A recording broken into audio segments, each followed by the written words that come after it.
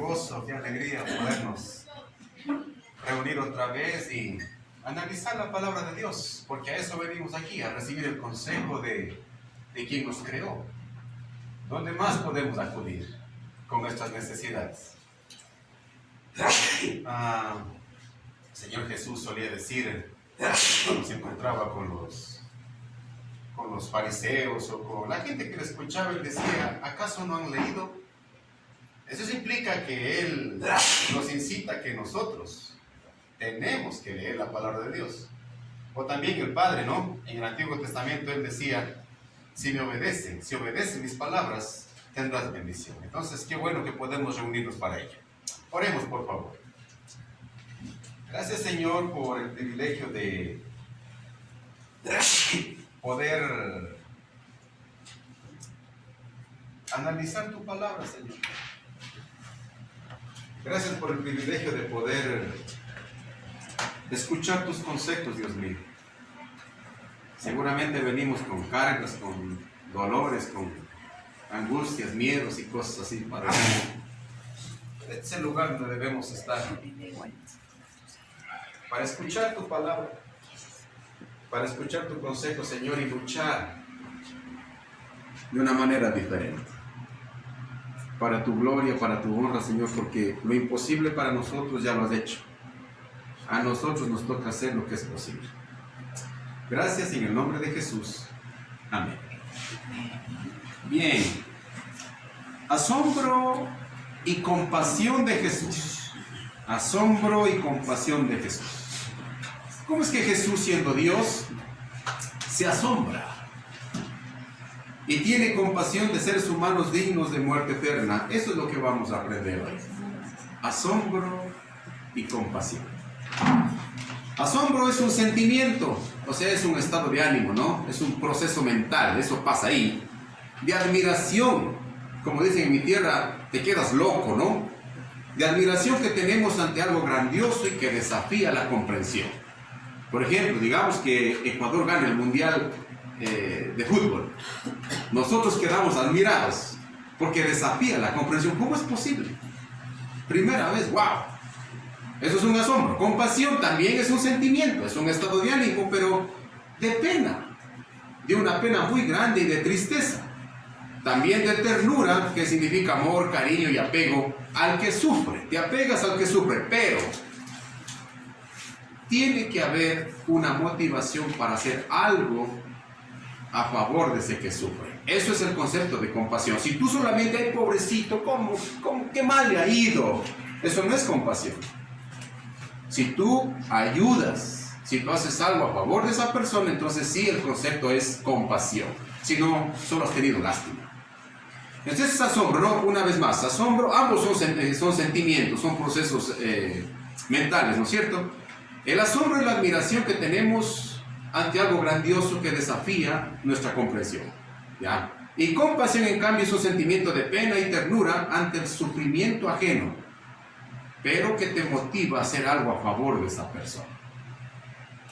Después de analizar el concepto de estas palabras, entonces debemos estar plenamente conscientes de que nuestro Salvador Jesús es Dios.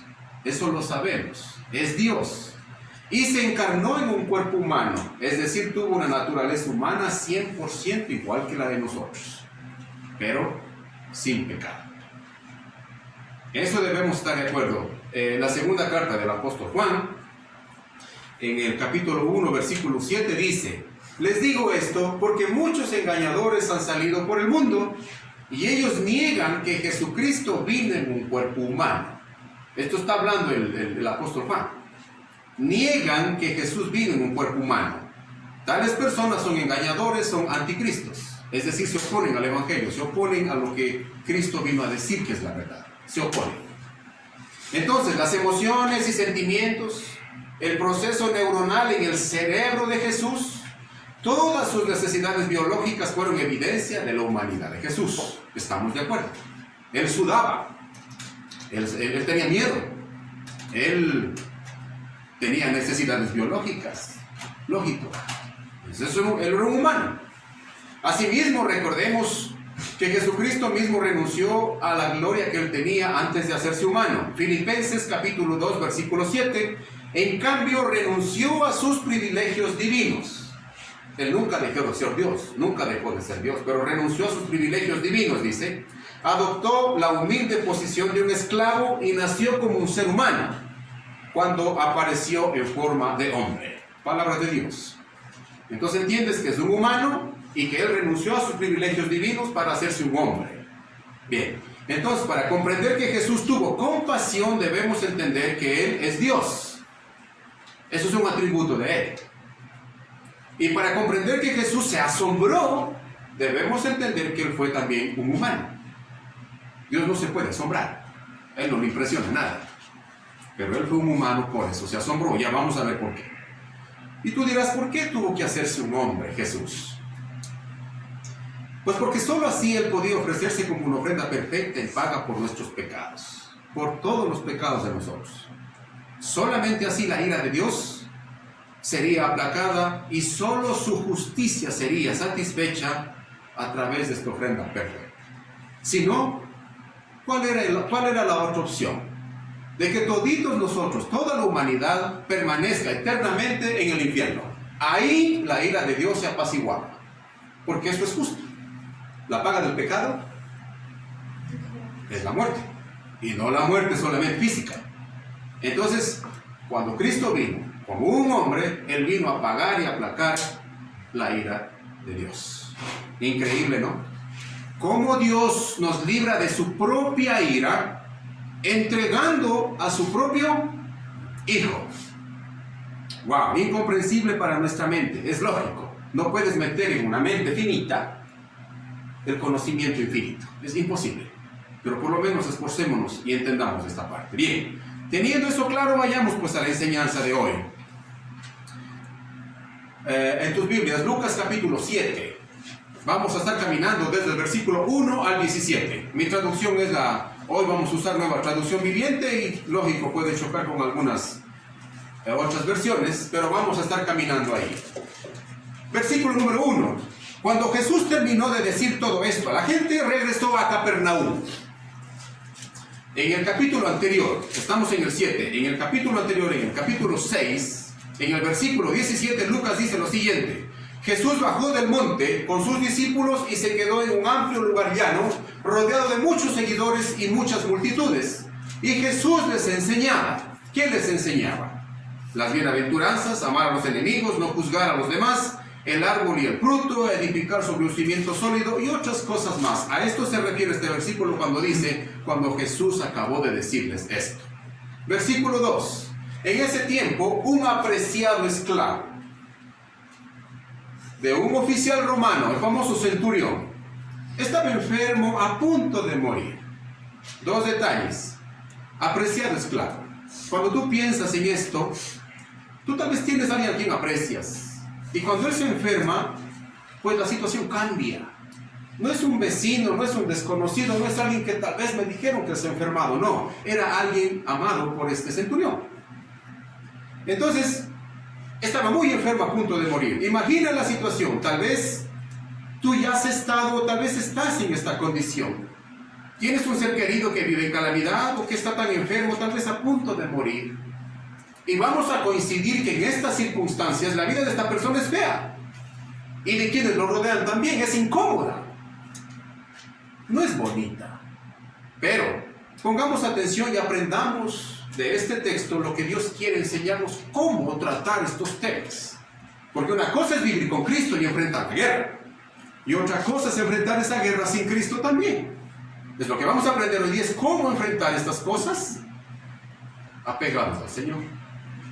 Pongamos mucha atención a los milagros que van a pasar, pero no solamente al texto, sino también a las circunstancias que rodean el milagro. Despertémonos, hermanos, espiritualmente, porque físicamente no estamos, ¿no? Versículo 3. Cuando el oficial, o sea, el centurión, oyó hablar de Jesús, escucha, cuando él escuchó hablar de Jesús, él hizo algo maravilloso. Pero yo me pregunto, ¿qué hacemos los humanos, o qué hace la mayoría de los humanos cuando escucha de Jesús? El mensaje del Evangelio está más de 2000 años por aquí, paseándose en el planeta.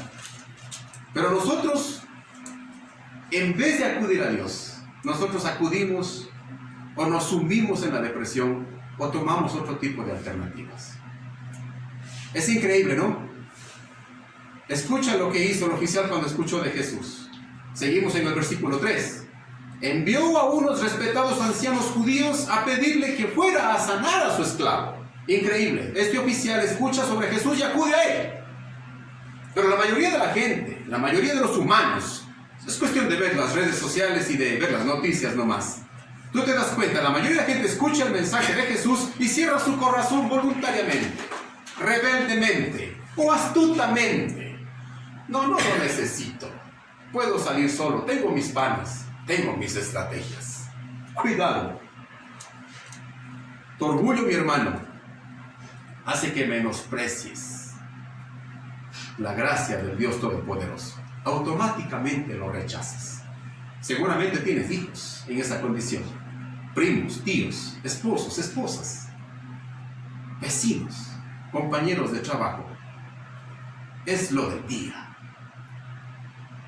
Y ve, y dice el versículo 4: de todo corazón le suplicaron a Jesús que ayudara a este hombre. Estos ancianos le dijeron a Jesús: si alguien merece tu ayuda es él. Versículo 5: pues ama al pueblo judío y hasta construyó una sinagoga para nosotros.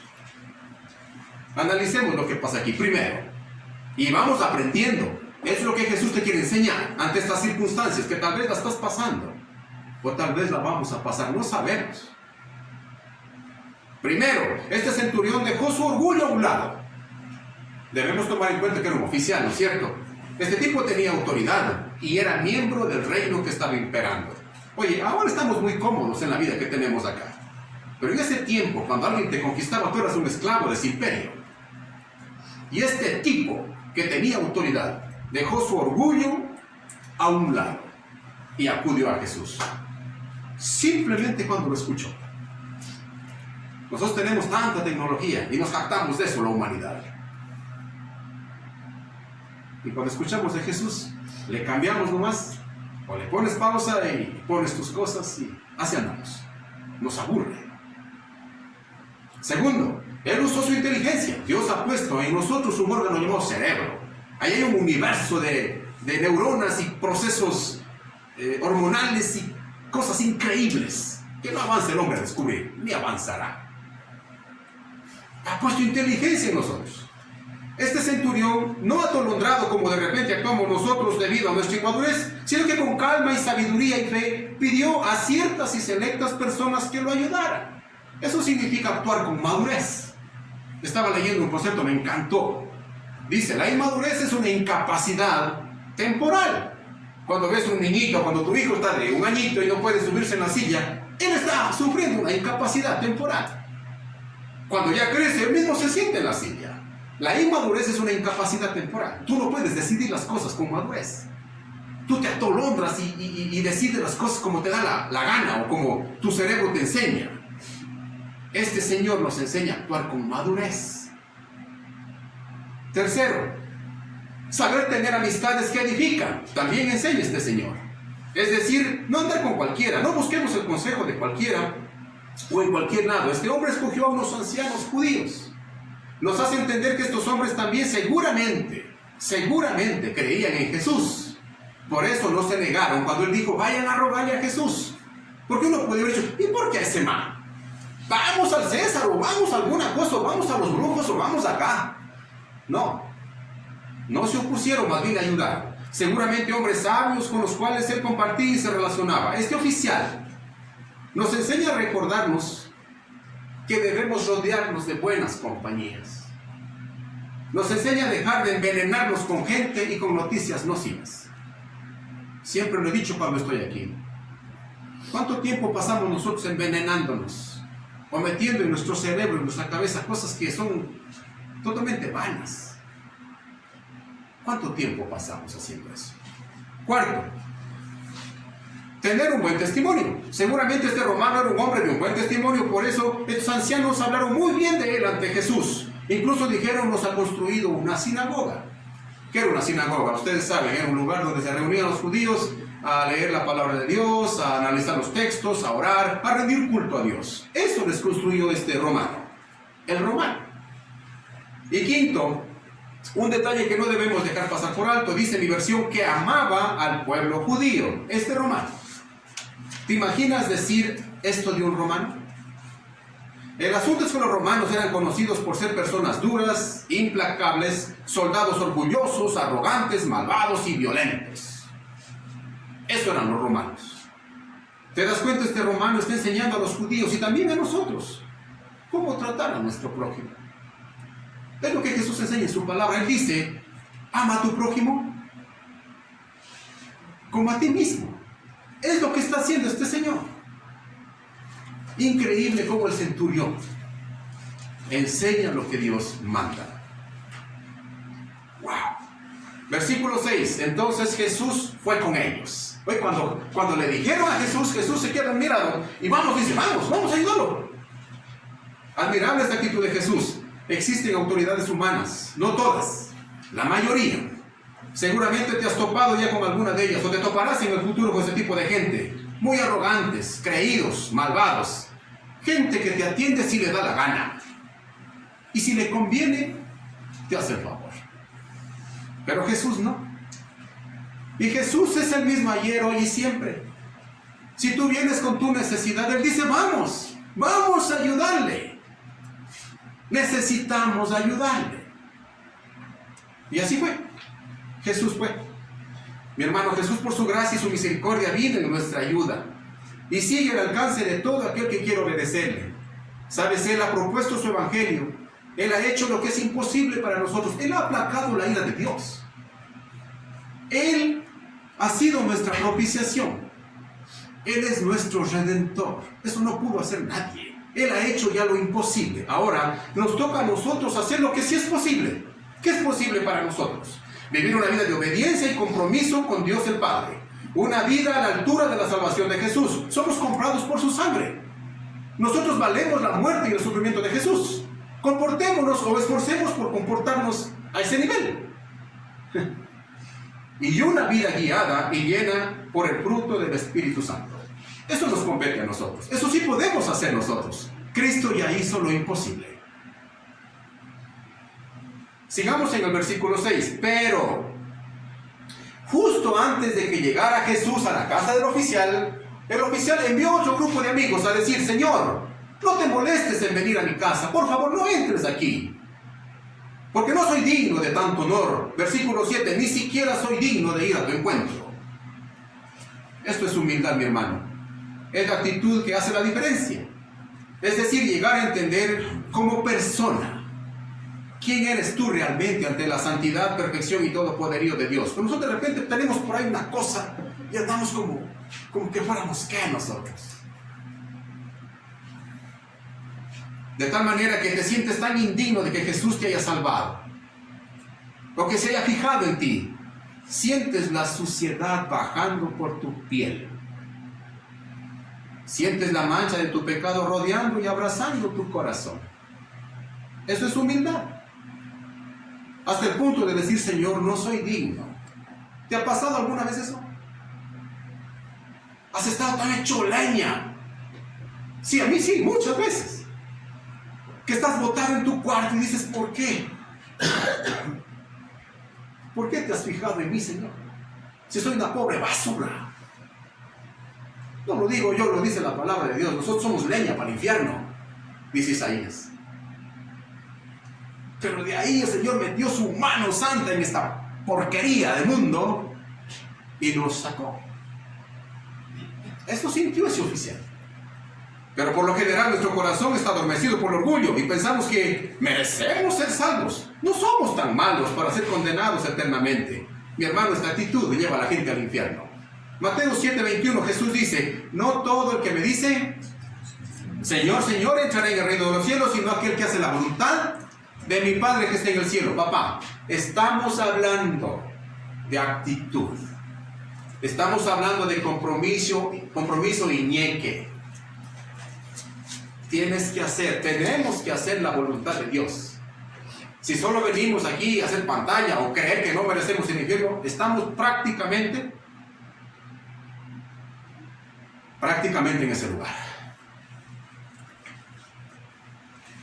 Por otro lado, como leímos en la primera cita bíblica, Miqueas 5:2, pero tú, Belén Efrata, pequeña para estar entre las familias de Judá, de ti me saldrá el que será Señor de Israel, y sus salidas son desde el principio, desde los días de la eternidad. 700 años antes de que Jesús naciera, Miqueas dijo esto. Lógicamente, el Espíritu de Dios. 700 años. Habla de nuestro Salvador eterno, de nuestro Jesús. Es decir, Él existe desde siempre y para siempre y vino a salvarnos. Mi hermano, si no quieres desperdiciar tu fe, y si quieres tener una verdadera esperanza, pues debes venir a Jesús, el único hombre en quien podemos ser redimidos. Qué hermosa palabra. Redimidos significa ser salvados de la condenación y de la muerte. Eso es ser redimido. Oye, ¿cómo no andamos felices por la calle toditos los días sabiendo que somos redimidos? Pero no, más puede nuestra necesidad. No debería ser así. Dios usa la fe de este oficial romano para enseñarnos que esto es lo que a Él le agrada, que seamos humildes y que aprendamos a depender de Él. Mira, Mateo 18:3 dice, de cierto os digo, que si no se vuelven como estos niños, no entrarán en el reino de los cielos. ¿Qué está diciendo Él? Él no está diciendo que seas un caprichoso, malcriado, patojo ahí. No. Él se refiere a un hijo que depende de su papi. El niño depende de ti. Él coge la mano siempre porque está inseguro. Él confía en ti. Él no tiene esa maldad, ese resentimiento y esa porquería que tenemos los adultos. No. Él confía en ti. El chamaquito. Él confía en su papá. Confía en su abuelo. Esa es la actitud que deberíamos tener nosotros. De confiar en Dios de esa manera. Y Jesús lo dijo. Si no te vuelves como un niño. No te vuelves, es decir, tu actitud. No es que te parezcas a un niño. Si no somos intencionales en volvernos como un niño, que confiamos y dependemos de Dios, estamos hechos leña. Y eso nos enseña el centurión. Él confiaba absolutamente en Dios. Seguimos en el versículo 7. Y esto dice el romano. Tan solo pronuncia la palabra. Desde donde estás, y mi siervo se sanará. ¿Te das cuenta de la calidad de esta fe? Hebreos 11:1, lo conocemos muy bien. ¿Qué dice? ¿Es pues la fe la certeza de lo que se espera y la convicción de lo que no se ve? El centurión no veía que su siervo estaba sanado. Él no sabía lo que venía, pero él confiaba en la voluntad de Dios. Además, hablando de fe, Jesús le dijo a los discípulos lo siguiente en Lucas 17:5-6. Dijeron los apóstoles, Señor, por favor, aumentanos la fe. Después de que Jesús les enseña las cosas tan poderosas, ellos se sentían indignos. ¿Cómo se puede enfrentar esto? Y dice, aumentanos la fe. Y el Señor les dice, si tuvieras fe como un grano de mostaza, un granito así como una alverjita, más chiquito, podrías decir a este sicómoro es una planta de mora, desarráigate de aquí y plántate en el mar y él te obedecería. Lógicamente, estos son alegorías. No puedes sacarse una mora, salir solita caminando y plantarse en el mar, no.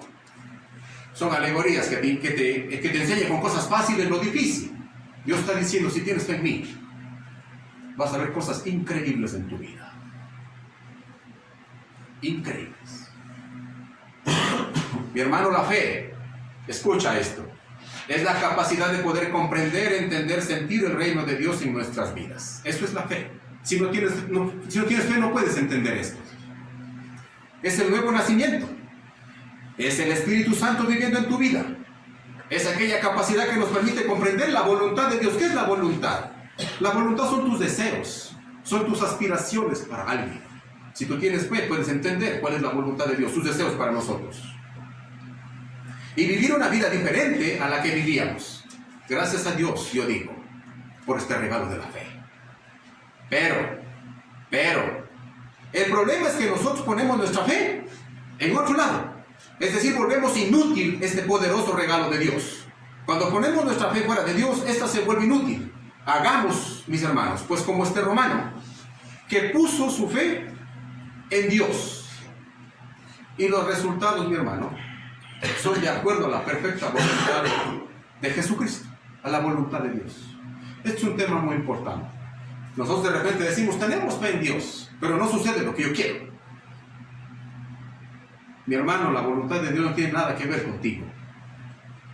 Si tú tienes fe en Jesús, debes aceptar su perfecta voluntad. Es que no lo entiendo, está muy dura para mí. Dame un versículo donde dice que Dios tiene que explicarte las razones de su potestad o su soberanía. ¿Dónde? ¿Dónde? Dios hace su voluntad perfecta. Tú debes descansar en eso si pones la fe en Jesús. Es que no quería que sea así. No, mi hermano, no.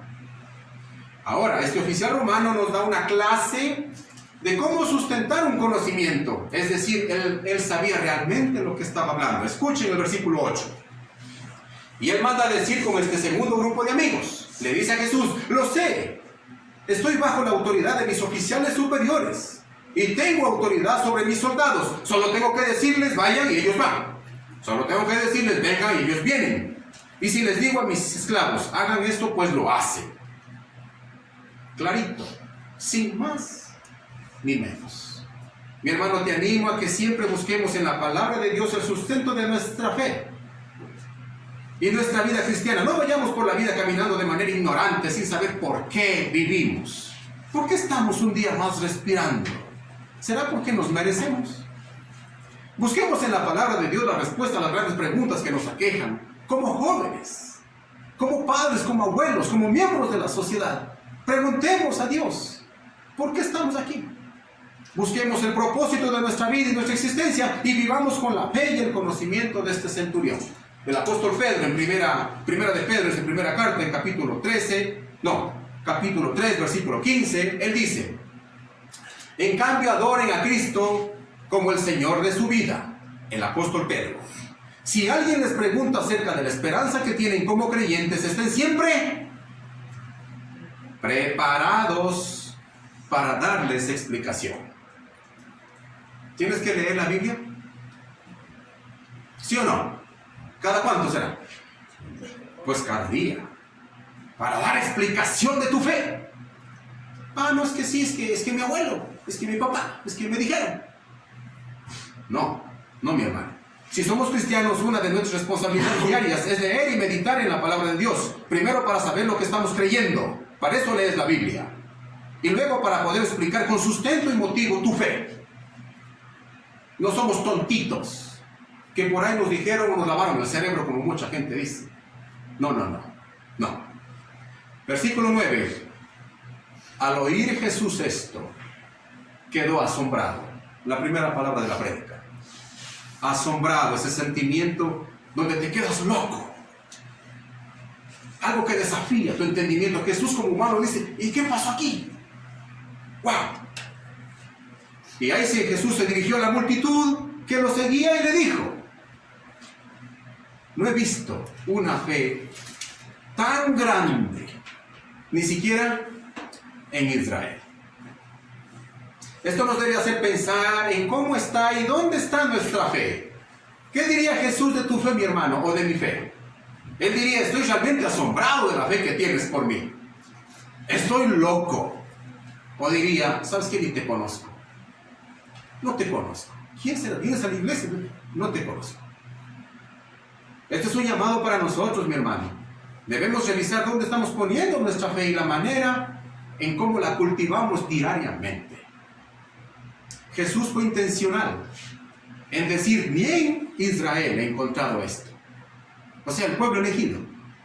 Es como que Jesús viniera hoy día aquí y dijera: ni en esta iglesia, Jesucristo, Cordero de Dios, he encontrado esa fe de ese centurión.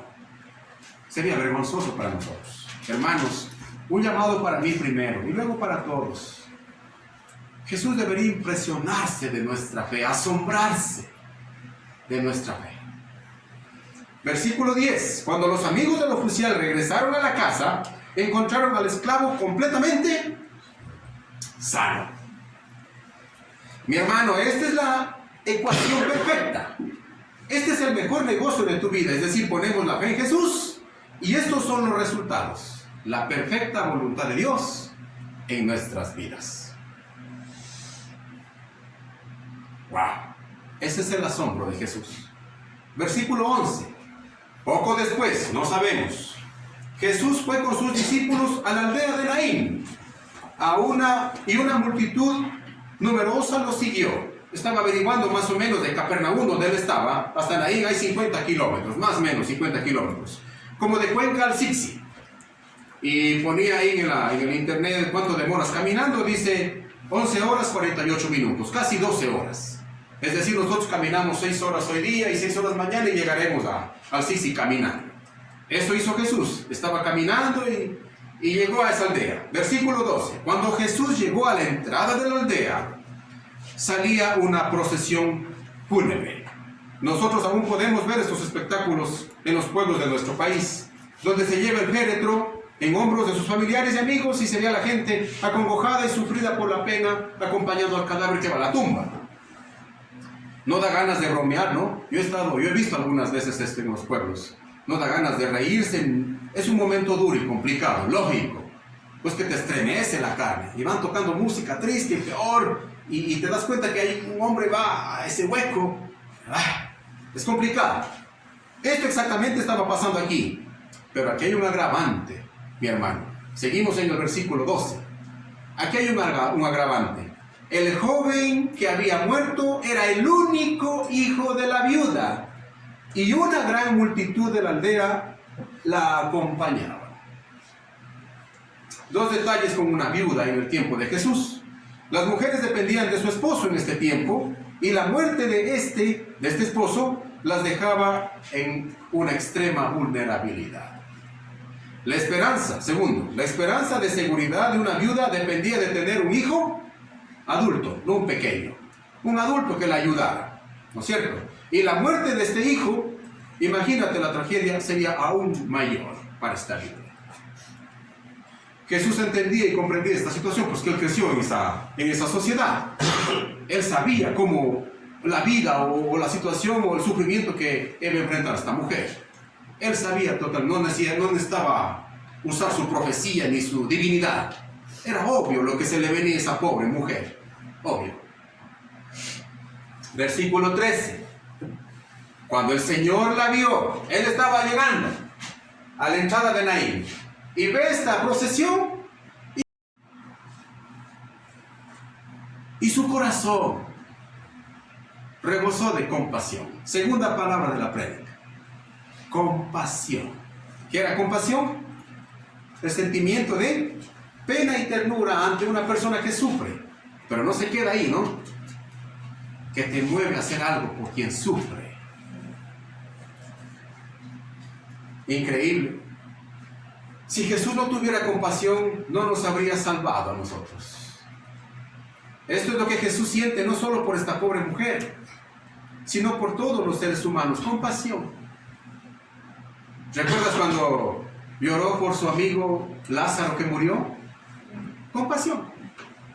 ¿Te acuerdas cuando entró en Jerusalén y lloró? Compasión. ¿Te acuerdas cuando abrazaba a los niños y decía que vengan a mí? Compasión. ¿Te acuerdas cuando estaba en esa cruz colgado?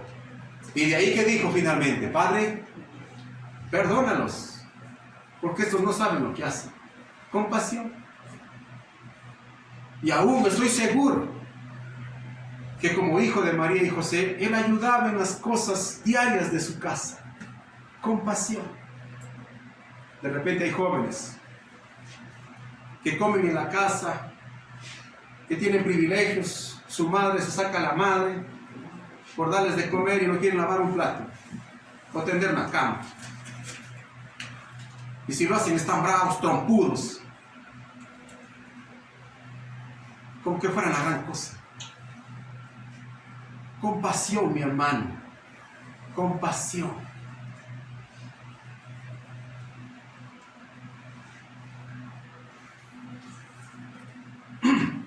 Mi hermano, Jesús es compasivo, y no solo con esta mujer en el pasado, sino también con todos nosotros hoy en día. ¿Sabes por qué? Porque su evangelio, su propuesta de salvación sigue en pie hoy en día para todo ser humano. Pero la compasión de Jesús no solo se queda ahí. Escucha lo que le dice en el final del versículo 13. No llores. No llores. Fíjate, Jesús se acerca a ella. Ella no se acercó a Jesús. Es igual que nuestro caso. Nosotros nunca nos acercamos a Jesús voluntariamente. ¿O qué? ¿Tú crees que te has convencido de pecado tú? No.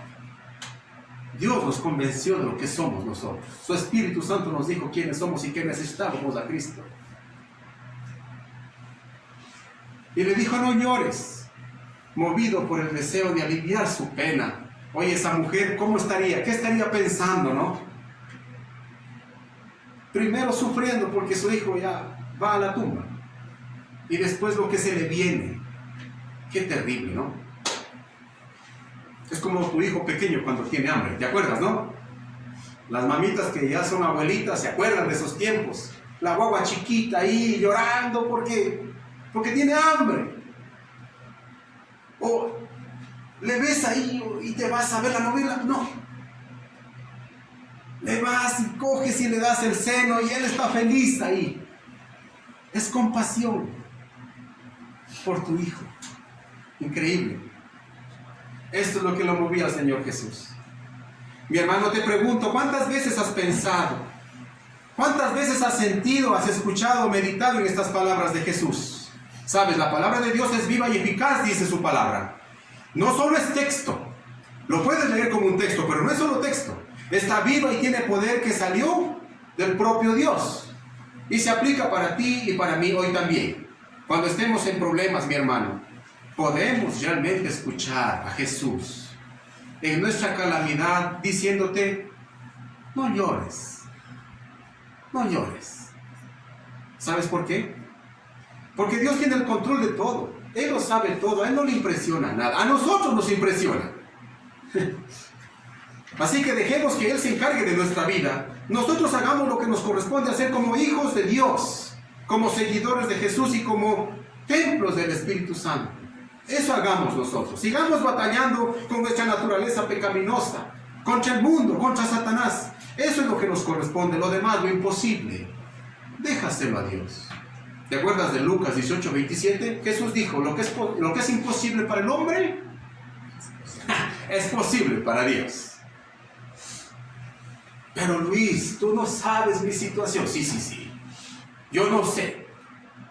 Pero lo que yo sí sé es que lo imposible para el hombre es posible para Dios. Ahora viene lo bueno. Versículo 14. Luego se acercó al ataúd Jesús, después de decirle, no llores, tranquila. Se acercó al ataúd y lo tocó. Y los que estaban cargando el ataúd se detuvieron. Un paréntesis aquí. No es el ataúd, el tiempo de ellos no es como el nuestro, que está ahí bien elegante, charolado, bien prensado y tapado. No. Ellos tenían una camilla. Solo era una camilla. Y él estaba enredado en una sábana. Y simplemente llevaban ahí. Este es el ataúd que se refiere. Entonces Jesús le dijo al joven, levántate. Versículo 15, entonces el joven muerto se incorporó, resucitó. Jesucristo hizo que el alma vuelva a ese muchacho y que vuelva a vivir. Y comenzó a hablar. ¿Cómo será eso? No, cargando el muerto. Y comienza a hablar el muerto. ¡Wow! Y Jesús se lo devolvió a su madre. Yo me hubiese muerto ese rato. Muchos choques emocionales. Hermano, dejemos que Jesús atienda nuestra herida. Dejemos obrar a Dios a través de su Espíritu Santo en nuestra propia vida. No seamos atrevidos tratando de imponer nuestra voluntad caprichosa, inmadura y fuera de lugar. Como hijos de Dios debemos orar siempre como Jesús nos enseñó, Padre, que se haga tu voluntad y no la mía. ¿Sabes por qué? Porque Romanos 12:2 dice que la voluntad de Dios es santa, agradable y perfecta. ¿Qué va a ser tu voluntad ahí? Hermano querido, dejemos ya de perder el tiempo buscando imponer nuestra voluntad. Más bien seamos intencionales en buscar la voluntad de Dios revelada en su palabra. Leamos su palabra, no textualmente, no rítmicamente, sino con la necesidad de buscar lo que nuestra alma necesita. Palabra de vida eterna. Últimos dos versículos, 16 y 17. Un gran temor se apoderó de la multitud y alababan a Dios diciendo: un profeta poderoso se ha levantado entre nosotros, y Dios ha visitado hoy a su pueblo. 17. Y las noticias acerca de Jesús corrieron por toda Judea y sus alrededores. Basados en estos dos últimos versículos, para concluir esta prédica, podemos aprender tres cosas puntuales. Primero, dice: un gran temor se apoderó de la multitud. Sabes, mi hermano, hoy 7 de diciembre, cuando se ha prendido esta segunda velita de Adviento,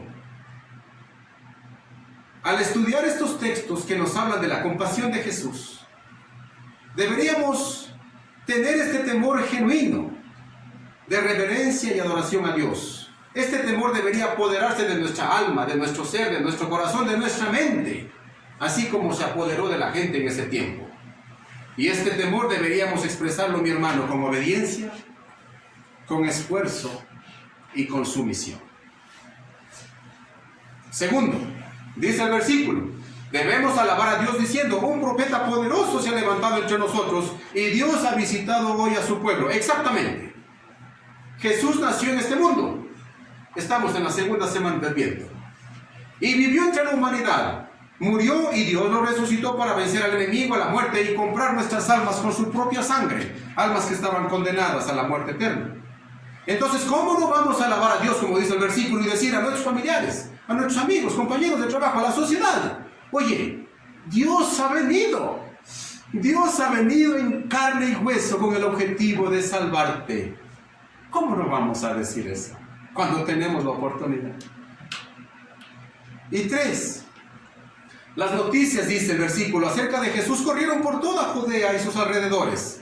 Jesús nos dijo en Marcos 16:15: id por todo el mundo y predicar este evangelio. ¿El evangelio a quiénes? A toda criatura. Mis estimados hermanos, este mandato no es solamente para los 12 apóstoles, sino para nosotros que somos sus discípulos e hijos de Dios. Mi hermano, propaguemos con nuestra boca y con nuestro testimonio las noticias y las enseñanzas de Jesús. Mostremos a la gente que realmente somos diferentes por la gracia de Dios, no por nuestros esfuerzos. No. Que tu vecino diga: ¿cómo es que esa persona está alegre cuando le pasa lo que le pasa? Es que tú puedes decir: mi vida está en las manos de Dios. Mostremos que Dios nos ha creado en el vientre de nuestra madre. Creamos eso. Y que después nos ha buscado con amor, paciencia y persistencia para hacernos nacer por segunda vez. Hacernos nacer de nuevo, espiritualmente. Mostremos que Jesús nos ha salvado, viviendo una vida de alegría y agradecimiento, aunque las cosas se pongan muchas veces, o muy o poco duras. Mostremos que nuestra alegría y paz no viene de nuestras posiciones y logros materiales, sino que viene de Dios y de su obra perfecta en nuestras vidas. Finalmente, mostremos que el Espíritu de Dios vive en nosotros. Seamos orgullosos de que somos el templo de Dios. Esforcémonos por vivir una vida digna de este llamado, y que todos los días de nuestra vida nos levantemos con el deseo de ser influenciados y dominados por el poder del Espíritu de Dios. ¿Para qué? Para gloria y honra de nuestro Padre Celestial y de nuestro amoroso y compasivo Salvador Jesucristo. Amén.